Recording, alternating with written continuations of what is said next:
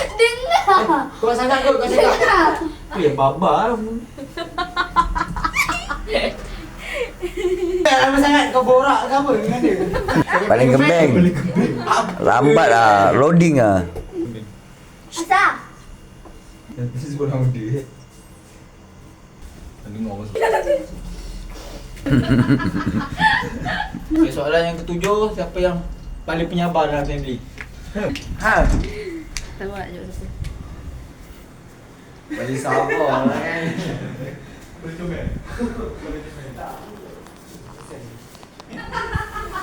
Adik. Astagfirullahaladzim. Ya Allah.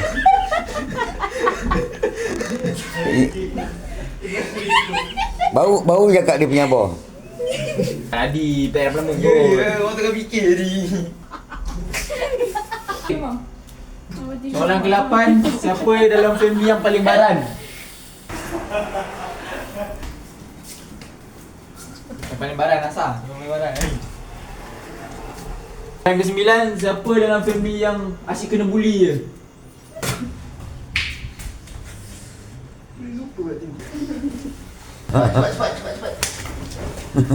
Apa tadi? Kena bully lah.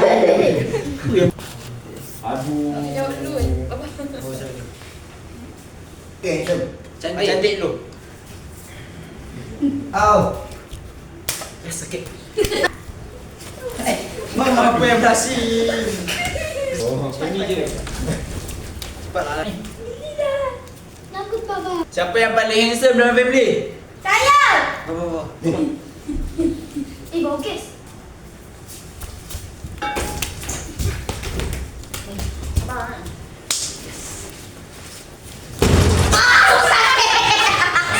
Cepat kau.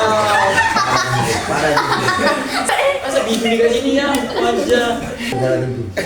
Boleh pet. Dalam family siapa yang paling protektif? Protektif atau apa? Pelindung, macam pelindung lah. Dalam family. Oh, sembahan. Dalam family siapa yang paling famous?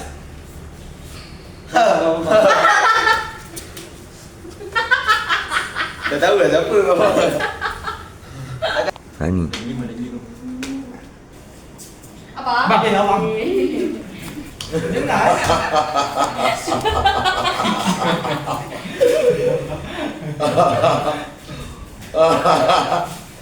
Sabar je lah.